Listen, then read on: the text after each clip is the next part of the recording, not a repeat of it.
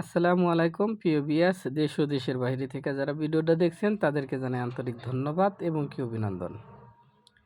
সিলেট থেকে আমার এক ভাই, আমার গুরু, তিনি অনেক আগে কাজ করতো, এখন বয়স হয়ে গেছে। সে একটা আমার কাছে পুরাণ কিতাব থেকে নষ্ট জিন শত্রুর পার চালান করে দেওয়া মাথা পাগল করার তাবিজটা চাইছে। সে দেখতে চাইছে যে ভাই কাজটা ভুলে গেছি, আমি দেখলে গেলে আবার ফের করতে পারবো। ভাই আপনার উদ্দেশ্যে আমি ভিডিওটা করে দিলাম। এইটা কোনো ব্যক্তি কোনো ভুল কর্মেও খারাপ কাজে প্রয়োগ করবেন না। আপনাদের কাছে এখন অনুরোধ করে জানাই, এটা কিন্তু শুধু ওস্তাদ গুরুদের জন্যই দেখাচ্ছি।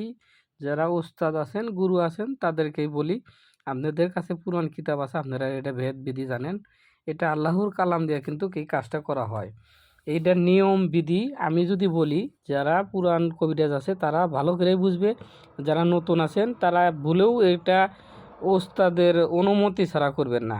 আমি যতই বলি যে আপনি করেন, সেটা আমার ভুল হবে, এটা অনুমতি আমি পাই দেবো না। এটা যদি শিখতে চান যারা নতুন, তারা আমার কাছে আসবেন।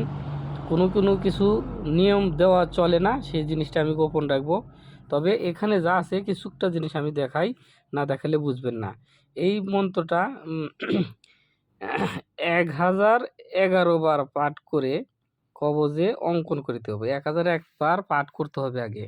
পাঠ করার পরে তারপরে মন্ত্রটা পড়ে আপনার এই অঙ্কন করতে হবে। এই নকশাটা কিন্তু ছোট, আপনারা এটা অঙ্কন করা একদম সহজ। একটা মানুষের ছবির মতো অঙ্কন করে, হ্যাঁ, এটা কয় চতুর্থভুজ আঁকাইবেন। চতুর্থভুজের মধ্যে আপনি দুইটা হাত আঁকায়া, মাথাটা আঁকায়া আপনার কাজ করবেন। 3টে নুন আছে, হ্যাঁ, এগুলা আঁকাইতে হবে। প্লাস দ্বিতীয়তে দেখেন মন্ত্রটা, কাফাকা রব্বুকা কাশ ইয়া ফিকা ওলা দিনা সা সা কুম হুফ নাকা ইয়া ইয়া সাফা কুম সা সা। মন তো একদম সহজ, শুধু খালি নিয়মটা মেনে যদি কাজ করতে পারেন, আশা করি যে এই কাজটা বহু দ্রুত কাজ করে। কিন্তু মানুষ এটা খারাপ কাজে খাটায়, এটা খাটাইবেন না ভাই। শত্রুকে মাফ করে দেওয়া ভালো। কবচটি অমাবস্যার রাত্রে কাফনের কাপড়ে অঙ্কন করিতে হইবে।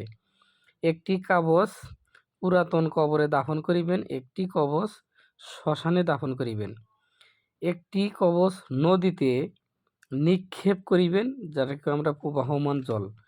7 দিনের মধ্যে শত্রুর উপরে নষ্ট জিন হাজির হইয়া তার মাথা খারাপ করিয়া দিবে।